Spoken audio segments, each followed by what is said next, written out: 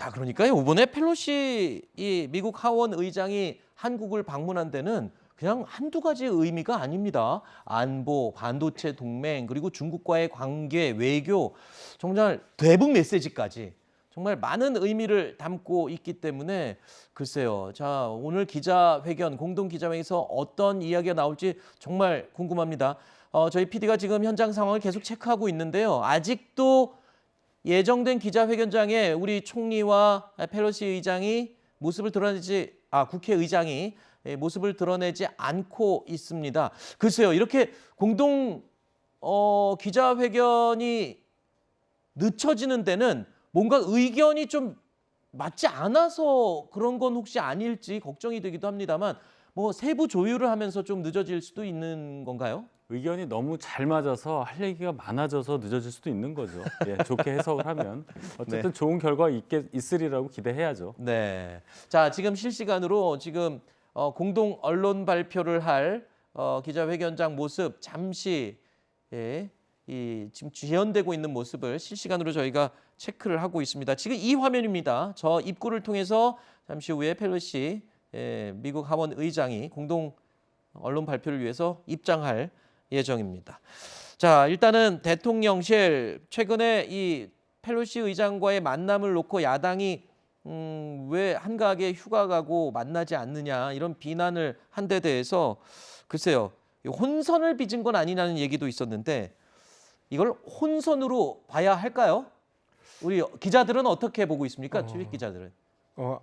그만큼 고심이 깊었다고 보고 있습니다. 네. 이 대통령실 관계자는 어제 오전에는 윤석열 대통령과 펠로시 의장이 만나는 일정이 없었다고 말했다가 그러니까요. 또 오후에는 만남을 조율 중이라고 번복했습니다. 네. 그런데 또다시 이를 번복하면서 이 우왕좌왕하는 모습을 보였는데요. 이 미중 갈등이 최악인 상황에서 윤 대통령이 펠로시 의장을 적극적으로 환영하면 이 중국의 반발이 있을 것을 우려해서 아주 신중한 결정을 내렸던 것으로 보입니다. 네. 지금 이 말씀하신 대로 지금 중국이 아마 예민하게 반응을 할 건 불보듯 뻔합니다. 대만에 이 펠로시 의장이 방문했을 때만 해도 지금 대만 해협에서 중국이 무력 시위까지 벌이기도 했었잖아요. 그때 글쎄요, 이 미중 충돌 위기는 지금 계속 진행 중인 거죠? 네, 그렇습니다. 이 중국은 펠로시 의장 방문 전인 지난 2일부터 대만과 4km 떨어진 푸젠성 샤먼시에 이 탱크와 군 병력을 집결시켰는데요. 오늘 오후 1시부터는 나흘간 중국 인민해방군이 대만 인근 해역 총 6개 수역에서 대만을 사방에서 포위하는 형태로 군사훈련과 실탄 사격을 실시합니다. 네. 이 중국 하이난성 해사당국에서는 그제부터 6일까지 남중국해 쪽으로 항행 금지를 발령했고요. 또 대만 국방부도 경계 수위를 강화하겠다고 발표하면서 이 긴장감이 계속되고 있습니다. 네. 자, 아까 염 기자가 앞부분에 그 내용을 설명해 주셨습니다. 펠로시 의장이 대만을 방문할 당시에 중국 영공을 지나지 않으려고 7시간 동안에 걸쳐서 먼 길을 돌아서 갔었고 또 우리 한국을 방문할 때도 역시 그 먼 길을 다시 돌아서 우리 한국에 도착한 것으로 알려지고 있습니다. 저 사진은 우리 한국에 도착했을 당시의 이 모습 사진인데요. 자, 그런데 저 사진을 두고도 또 야당에서는 이런 지적을 하고 있습니다.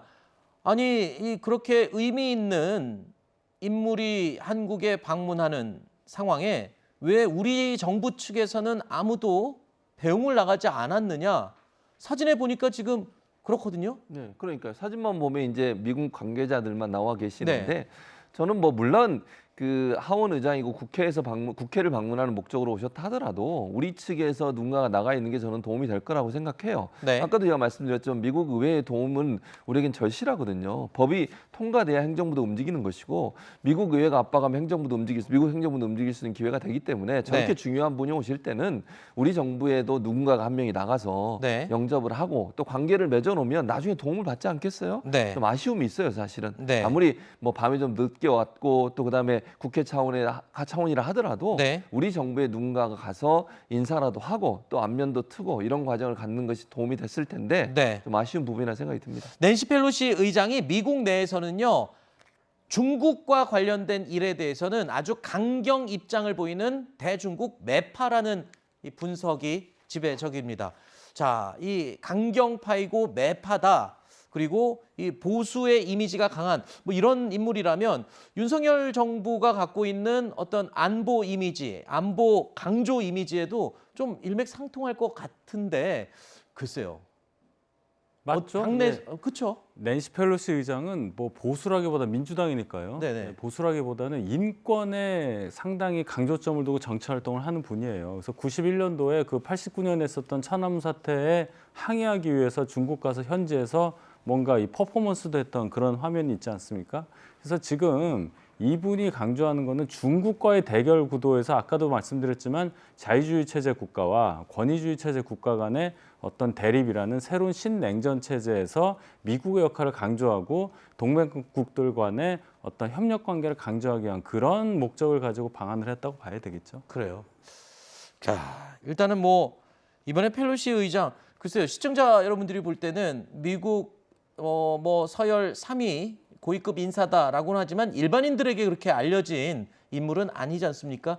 그런데 지금 대만과 이 말레이시아, 우리 한국, 이 동남아시아를 거쳐가면서 지금 아시아에 끼칠 영향은 적지 않을 것으로 지금 분석들이 나오고 있습니다. 자, 우리 정부가 어떻게 이 상황을 현명하게 헤쳐갈 수 있을지 정말 외교력이 좀 발휘가 돼야 되는 시기이다라고 지금 분석이 가능한데 글쎄요 지금 예정됐던 시간보다 20분 가까이 지연이 되고 있는 상황입니다. 공동 언론 발표 1시 정각에 하려고 하는 걸까요? 저희는 지금 준비된 내용이 뒤에 준비가 돼 있는데도 지금 저희가 발표를 들으려고 지금 계속 기다리고 있는 중인데 자 글쎄 이 공동 언론 발표 자 일단 뭐 중국과 미국의 관계도 있고 북한과 우리의 관계, 미국과의 관계도 있지만 오늘의 저 국회의장과 함께 하는 공동 언론 발표의 가장 핵심은 어떤 부분에 방점이 찍혀 있을까요?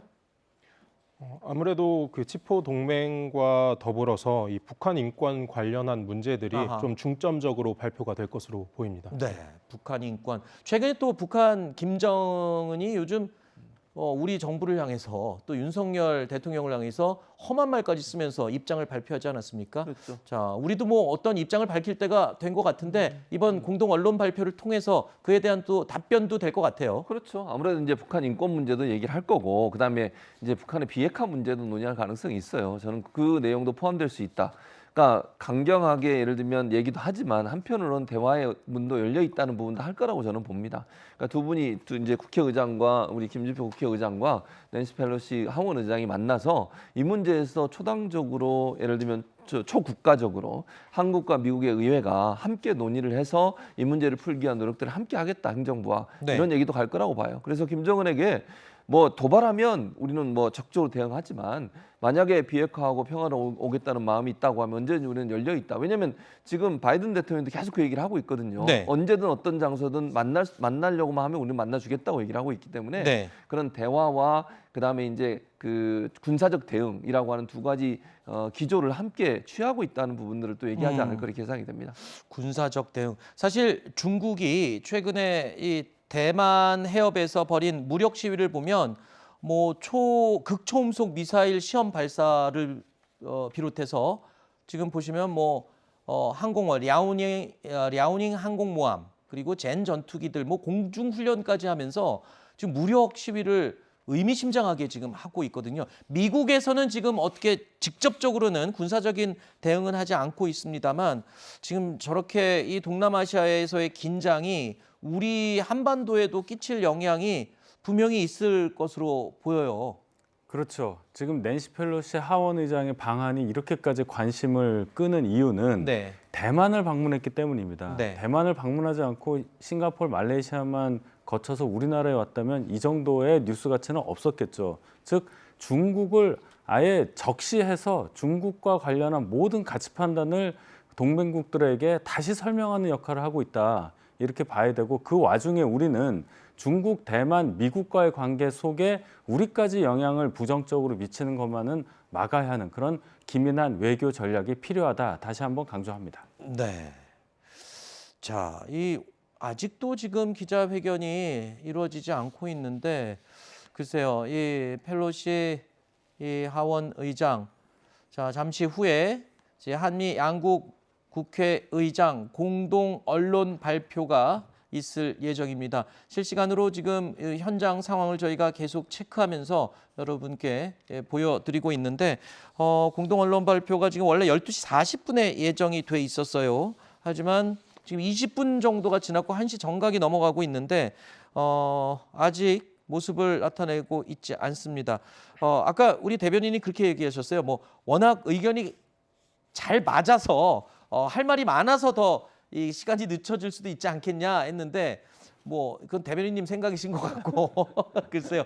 워낙 예민한 내용이 많아서일 것 같아요. 아까 우리 염 기자가 얘기를 했겠지만 대북 문제, 북한 인권 문제도 지금 거론할 것으로 보이고 오늘 또 판문점 JSA도 방문할 것으로 예상이 되고 또 JSA는 최근에 탈북어민 북송 문제로 관심을 집중받았던 곳 아니겠습니까? 그렇기 때문에 더더욱 지금 북한 인권 문제를 거론하는 것 자체가 지금 국내에서 벌어지고 있는 논란이 되고 있는 사건과도 또 연결이 돼요. 그렇죠. 그러니까 이제 김진표 의장 입장에서는 이제 민주당 출신이잖아요. 또 본인이 물론 인권 문제에 대해서는 저는 뭐 교회를 같이 할 거라고 생각해요. 네. 수위를 어느 정도까지 적을 거냐의 문제거든요. 네. 공동 발표문이라고 하는 것은 언론에 다 공개가 되고 두 분이 나와가지고 공동으로 이거 발표해서 성명서처럼 내는 거잖아요. 이 수위라고 되게 중요하거든요. 단어 하나, 그 다음에 문맥 하나가 엄청나게 중요해요. 이거는.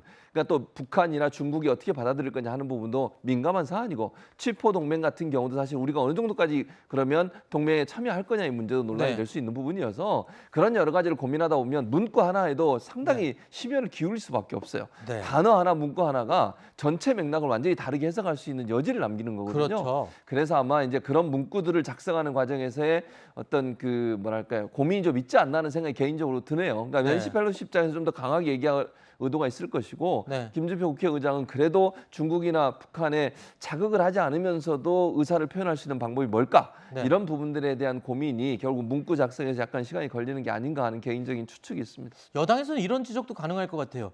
이 탈북어민 이 북한으로 강제로 북송한 의혹 이 사건과 관련해서 당시 북한을 너무 눈치 보다가 그런 일까지 생긴 게 아니냐고 여당은 공격을 하고 있지 않습니까? 요번에 공동 언론 발표문에도 인권 문제를 거론하는 데 있어서 글쎄요. 좀 강한 입장을 넣는 게 당연히 포함이 되지 않을까 싶은데 지금 교수님은 그 부분이 조금 예민하기 때문에 그럴 수도 있다 그러네요. 외교적으로 방문한 국가의 전 정권을 공격하는 모양새가 되니까 네. 낸시 펠로시 하원 의장 입장에서는 그렇게까지 지적하기는 뭐하고 다만 북한 인권과 관련한 언급을 하면서 포괄적으로 아마 언급 정도는 할 수 있지 않을까 이렇게 생각합니다. 네. 자, 지금 대만 해협을 둘러싸고 우리가 느끼지 못해서 그렇지 군사적인 긴장감은 최고조입니다. 왜냐하면 심지어 어떤 분들은 이러다 전쟁 나는 거 아닌가, 대만과 미국이 전쟁을 하는 게 아니냐, 물론 전면전은 아니겠지만 국지전 정도는 혹시 발생하는 게 아니냐 이런 우려까지 나오고 있는데 지금 대만 해협에 동원된 무력 시위의 무기들이요, 우리가 알고 있는 무기들의 지금 최신형, 그러니까 중국이 가지고 있는 주력 무기들입니다. 랴오닝 항공모함뿐만 아니라 젠 전투기 그리고 극초음속 미사일 시험 발사 뭐 이런 무기들이요. 과거에 저도 무기 관련해서 몇 번 소개해드린 적이 있었는데 그때 이 중국이 전 세계에 막 자랑스럽게 내보였던 그런 무기들이거든요. 자, 이러다가 미국이 또 어떤 이 군사적인 움직임이 있을 때 정말 아주 위험한 상황까지 갈 수 있지 않을까. 국제부에서는 어떻게 보고 있습니다. 외신들은 지금 이 상황 심각하게 보고 있죠. 네, 그렇습니다. 이 중국과 대만의 충돌 가능성을 좀 있을 수도 있다고 그렇게 보고 그래요? 있습니다. 실제 1954년과 58년에 1, 2차 대만 해협 위기 때 중국과 대만 사이에서 수십만 발의 포탄이 실제로 오가는 상황이 벌어졌었는데요. 네. 이 당시 미군이 개입한 적은 없었는데 개입한 적은 있지만 교전에 참여한 적은 없었습니다. 근데 이번에는 조금 상황이 다를 수도 있다는 분석이 나오면서 네. 미국과 대만 그리고 또 중국 간의 살얼음판 상황이 좀 계속되고 있습니다. 네. 지금 중국이 미국을 굉장히 비난하고 있어요. 수위 높게 비난을 하고 있는데 글쎄요. 지금 이 제2의 냉전이다라고까지 지금 표현을 하고 있지 않습니까? 중국과 미국의 관계를. 네. 자, 지금 안 그래도 러시아의 우크라이나 침공 사태 때문에 전 세계 전운이 감돌고 있고 경제도 지금 최악으로 치닫고 있는 상황인데, 자, 글쎄요. 지금 미국과 중국의 관계까지 더해지면 전 세계적으로 지금 상당히 고통스러운 상황이 또 시작이 되겠죠. 그렇죠. 미국과 중국이 전쟁을 한다. 이거는 상상할 수 없는 일이에요. 그렇게 네. 되면 안 된다고 저는 봅니다. 큰일 나죠. 왜냐하면 전 세계 미칠 영향이라고 하는 게요. 사실 경제적으로 미국과 중국이 세계 1, 2위예요. 그 나라들이 전쟁을 수행한다고 생각을 해보세요. 어떤 일이 벌어질지. 그리고 이게 이제 그렇게 되면 냉전 체제가 돼서 공산주의, 자유주의의 어떤 대결 양상으로 갈 수도 있어요. 뭐 제가 이런 말 너무 성급하긴 하지만 네. 1, 2차 대전을 비슷한 형태의 전쟁 양상으로 갈 가능성을 전혀 배제할 수 없다는 말씀을 드리는 거예요. 네. 막아야 돼요. 저는 절대로 전쟁이 일어나면 안 된다는 생각을 하고요. 미국도 사실은요, 이번에 상당히 조심스럽게 접근했어요. 네. 항공모함을 파견하긴 했지만 네. 중국을 자극하지 않으려고 좀 멀리 떨어져 있었고요. 네. 왜냐하면 혹시나 중국이 낸시 펠로시가 타고 있는 항공기를 공격하거나 그런 일이 발생하면 개입을 해야 되는 거잖아요. 그렇죠. 그렇지만 자극하지 않으려고 노력을 많이 했고 미국 정부도 공식적인 입장에서는 낸시 펠로시 하원 의장이 개인적인 일정이다 이렇게 하면 선을 그었어요. 어느 정도. 네. 그 하나의 중국 원칙을 우리는 지키고 있다라고까지 얘기했고요. 네. 이 문제의 시발점은 결국은 이제 대만과 관련된 문제 아니겠습니까? 네. 중국이 이렇게 반응하는 것은 대만에 대해서 하나의 중국 정신이나 정책을 미국이 파기하려고 하는 거 아니냐 여기에 대한 불만인데 네. 저는 중국이 저렇게 대응하는 것도 바람직하지 않다고 생각해요. 네. 아무리 그래도 그래 저렇게 군사력을 동원해가지고 아니 하원 의장이 다른 나라 방문하는 것까지 저렇게 방해를 해야 됩니까? 저는 그렇죠. 바람직하지 않다고 보는데 그럼에도 불구하고 저렇게 한쪽이 강하게 나오더라도 다른 한쪽에서 강대강 대치를 하지 말고 네. 가능한 한 완충지대를 두면서 평화적으로 해결하려는 노력들을 하는 것이 필요하다. 네. 그래서 절대로 미국과 중국의 전쟁 또는 국지전이라도 그렇죠. 그런 양상이 가는 것은 피해야 된다 이렇게 생각을 자, 합니다. 하나의 중국을 주장하고 있는 지금 이 중국 굉장히 예민하게 반응하는데 이 펠로시 의장이 대만에 체류하던 그 3일 당일에는요. 젠 11 전투기를 포함해서 군용기 27대를 대만 해협의 중간선을 넘어서 대만의 방공 식별 구역으로 진입을 시켰습니다. 중국이요. 대만 이 항공 식별 구역.